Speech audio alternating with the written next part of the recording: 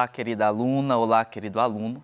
Espero que você esteja bem, que esteja se cuidando, que esteja tudo tranquilo aí com você e sua família. Eu sou o professor Abdias Júnior e hoje será a nossa aula de ensino religioso, para você, aluno do 6º ano. Então vamos pegar aí o nosso material, pegar o nosso caderno, vamos nos dedicar para construir aí o nosso conhecimento. Hoje o nosso tema será narrativas e textos escritos.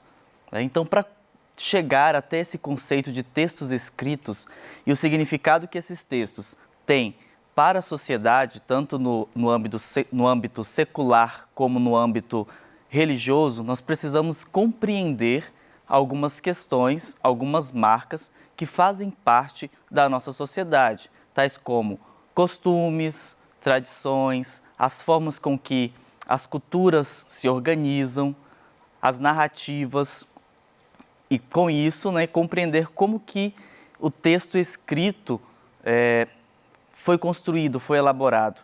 Então nós vamos percorrer esse caminho e eu convido a você a fazermos esse itinerário juntos.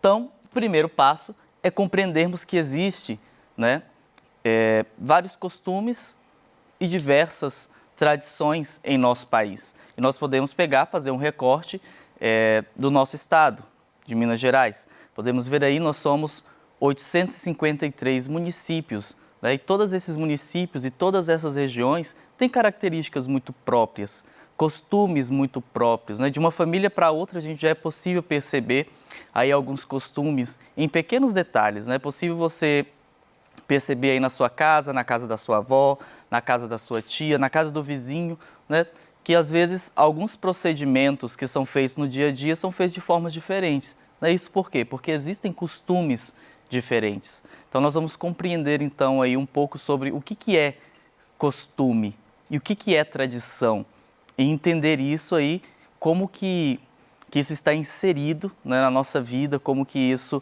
está presente na nossa sociedade e marca a nossa história, a ponto de depois precisarmos transformar tudo isso em textos escritos. Então, vamos compreender aí primeiramente o conceito de costumes. É um modo de pensar, de agir, característico de uma pessoa ou de um determinado grupo. É aquilo que eu dizia. Muitas das vezes tem costumes que são mais amplos, que atingem uma população maior de uma cidade, de um bairro, e existem outros costumes que é de uma determinada família. Às vezes ela veio de um outro estado, às vezes ela veio de uma outra região e traz consigo outros costumes. Então o costume é aquele nosso modo de agir, o nosso modo de fazer as coisas, o nosso modo de olhar o mundo. Por exemplo, o costume que você tem de escrever com determinada caneta. O costume que você tem de sempre olhar os vídeos anteriores das aulas antes de assistir o vídeo atual. Então isso são as formas, o costume são as formas e os modos de agir que a gente vai fazendo todos os dias da nossa vida. O costume não é o que a gente fez uma vez e pronto, acabou. O costume ele exige uma repetição. E aí nós vamos ver o que o dicionário fala sobre a palavra costume. Nós temos mais algumas informações aqui, vejam só. Maneira de pensar ou de se comportar, própria de uma pessoa ou sociedade. Aí o exemplo, costumes brasileiros. Prática comum aos membros de um grupo social e hábitos. Então é muito comum, e eu falava isso para vocês na aula anterior, sobre a diversidade cultural, é muito comum haver essa diferença, essa mudança de costumes na forma de fazer de uma região para outra, de um país para outro, de uma cultura para outro. Por exemplo, nós temos aí várias tradições indígenas em Minas Gerais, também tem vários grupos indígenas e cada um com uma cultura muito diferente, cada um com uma cultura muito própria, no qual, ao nosso olhar, soa diferente, soa estranho. Mas faz parte dos costumes deles, E aí vale a gente pensar e refletir sobre a importância de respeitar esses diversos costumes, de olhar, é claro que o primeiro movimento é o espanto, mas depois a gente olha e fala assim, é diferente do meu, mas é um costume diferente, é um costume é de outra pessoa e eu devo respeitar, e eu devo aceitá-lo. E depois a gente pode aprender agora, né, o conceito de tradição. Então, costume e tradição parecem ser a mesma coisa, mas não são. Tem aí um pouco de diferença e nós vamos ver agora. Vejam só, tradição, né, é um costume transmitido de geração a geração, ou aquilo que se faz por hábito, costume, as tradições de uma região, herança cultural, legado, passado de uma geração para outra, né? Não concordava com uma tradição que violava os direitos dos animais. Esse é um exemplo que traz aí nesse verbete. Agora vejam só, a tradição então, ela é como se fosse uma herança que é passada de geração por geração. E aí nós vamos ver que a nossa sociedade traz várias tradições. E a tradição, muitas das vezes, não é fazer a mesma coisa do mesmo jeito que era feito há milhões de anos atrás, mas é manter vivo, né, manter viva aquela mesma essência, aquela mesma motivação que em outros tempos eram feitos. Então, a tradição, e aí nós vemos a questão das tradições religiosas, né, que as tradições culturais, o folclore, por exemplo, nós temos aí esses exemplos culturais que nos traz e nos faz pensar sobre essa herança que é passada de geração por geração, né, até chegar a nós e depois nós levaremos às outras futuras gerações, mantendo viva aí características muito próprias de uma determinada sociedade e de uma determinada religião também, nós vamos ver daqui a pouco. Então, nós temos aí, em Minas Gerais, por exemplo, vários costumes e tradições em relação à música, em relação à gastronomia, em lendas e mitos, festas religiosas. E aí você pode lembrar dessas festas que acontecem aí na sua cidade. Por exemplo, o Congado, festa do Rosário, a festa do Padroeiro, a festa da cidade. Então, tudo isso são questões culturais e questões de tradição. E em Minas, nós temos isso muito, muito forte, né? Essa presença da tradição é algo muito forte. Todo ano se faz a festa do padroeiro, por exemplo. Nas cidades pequenas, isso é muito comum. Nós temos uma questão musical também, né? Todo um estilo mineiro de fazer música, toda uma forma mineira de fazer música. Assim como em outros estados também tem a sua própria forma. E mesmo dentro de Minas Gerais, né, nos limites do nosso estado, com influência dos outros estados, nós temos também essas influências culturais de outros, né, de outros estados, que misturam com a nossa e geram uma outra cultura também. Então isso nos faz pensar sobre esses diversos aspectos. A gastronomia, né, nós temos aí algumas cidades que têm sempre uma festa relacionada a comidas, por exemplo, como em Sabará, a festa da jabuticaba. Nós temos em Lagoa Formosa a festa do feijão, em Coroaci a festa da cachaça, Santa Efigênia a festa do amendoim. Então, tudo isso são festas gastronômicas tradicionais que todos os anos se repetem, mostrando aí a importância, né, que é a tradição, a importância que é manter viva a história de um povo, a história de um determinado local. Lendas e mitos, né?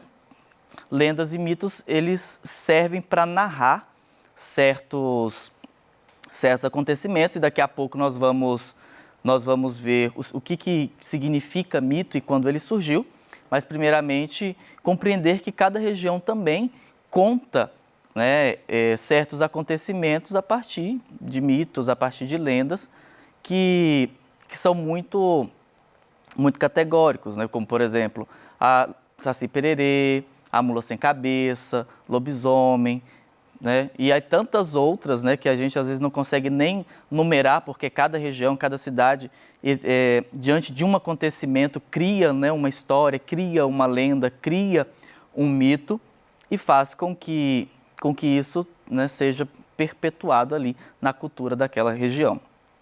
Outra questão também que nós podemos analisar são as festas religiosas, né, que são festas tradicionais, como a festa do padroeiro, como festa, né, algumas devoções, e isso é algo que é muito marcante na nossa sociedade, né? Apesar de vivermos em um país, né, que é laico, que não tem uma religião estabelecida para que todos tenham que seguir aquela religião como em outros países, mas nós temos uma diversidade religiosa, uma diversidade de religião, e todas elas se manifestam, todas elas se mostram, se expressam, né?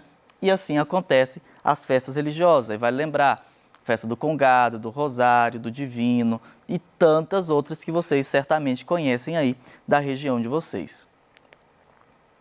E agora, né, avançando um pouco mais, nós vamos ver aí os costumes religiosos, tradições religiosas e narrativas míticas. Aqui tem, né, imagens de diversas tradições religiosas para mostrar aí esse conjunto e essa pluralidade que se encontra no mundo e no Brasil e afunilando mais e em Minas Gerais. Então vejam só, as narrativas míticas. O que vem a ser, né, narrativas míticas? O mito surgiu na Grécia Antiga, né, com a função e com o objetivo de narrar, explicar os fenômenos da natureza. Então as pessoas indagavam, mas como que surgiu, por que chove? Né? Como que surgiu o fogo? Como que surgiu o homem?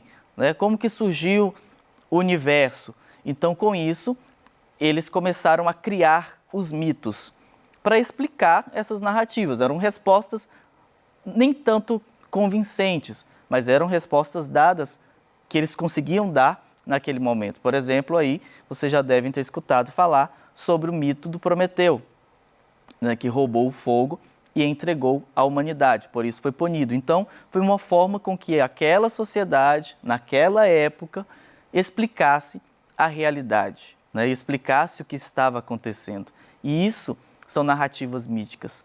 E todas as outras, né, até hoje, todas as sociedades, todas as culturas possuem narrativas míticas para explicar a origem das coisas, para explicar como se surgiu determinado fenômeno, como se surgiu determinada situação. Então nós vamos ver que todas elas, né, trazem aí um pouco dessa característica da narrativa mítica. Então, antes de se chegar ao texto escrito, né, se tem uma narrativa. É como a gente, quando vai escrever uma redação, por exemplo, fazer uma produção de texto, né, a gente vai primeiro nós organizamos as nossas ideias na mente, né, às vezes verbalizamos, depois que nós vamos começar a escrever e organizar essas ideias de uma forma mais coesa, com mais sentido, e assim também, né, é a história dos textos escritos. Vejam só, as diversas religiões espalhadas pelo mundo todo têm diversos costumes e inúmeras tradições, o que caracteriza e especifica cada uma delas, seja uma vestimenta, um símbolo, a forma de se comportar diante de uma situação. Além disso, existem também as narrativas míticas, que é a forma com que as sociedades narram alguns acontecimentos e fenômenos.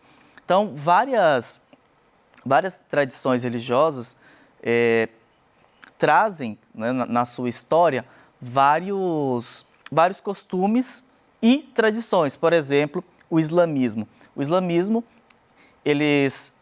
os islãs, eles rezam 5 vezes ao dia. E todas as vezes quando eles vão praticar essa oração, sempre virado para a Meca, eles lavam, né, as mãos, o antebraço, o pescoço, o rosto e os pés. É um ritual de purificação. Então isso é um costume, isso é uma tradição. E se eles estão em um lugar onde não tem água, onde não tem possibilidade de se lavar, eles podem fazer esse mesmo procedimento com areia, né, que é um costume deles. Então, assim, as diversas tradições religiosas, elas vão expressar e se mostrar no mundo através desses costumes, através dessas tradições. Assim como, por exemplo, os cristãos católicos que, ao passar na porta da igreja, às vezes, né, fazem o sinal da cruz sobre o seu corpo. Então, isso são costumes que expressam, que mostram como um determinado grupo se organiza, como um determinado grupo se percebe e como um determinado grupo se mostra, na sociedade, né? Através daquele costume, daquele costume ou daquela tradição, é possível identificar de onde é aquela pessoa, de onde veio, né? De que religião ela é, talvez. Então, ou com a vestimenta, né? Como o texto traz, vestimentas são adereços, são roupas, são colares, outros símbolos que caracterizam aí essas tradições religiosas. Com as histórias, né, buscava-se explicar a origem de tudo, a causa de um mal, as adversidades ou catástrofes e os ensinamentos importantes para a convivência social e a sobrevivência no grupo em um determinado espaço geográfico. Ou seja, né, através dessas histórias, dessas narrativas, né, eu tenho pontuado aqui com vocês, desde lá do costume, tradição, as narrativas, os costumes religiosos, mas tudo isso surge com o intuito de quê? Com o intuito de organizar a sociedade, com o intuito de organizar e direcionar a forma com que esse povo vai viver, a forma com que esse povo vai conduzir a sua vida, né, e se organizar em um espaço geográfico, até em questão de sobrevivência, né?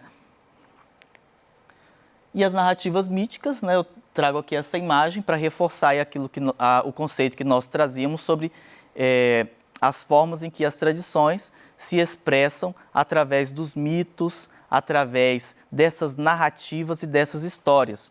E aí vale lembrar, né, essa imagem vai remeter aí à atividade da semana 3 do PET 4.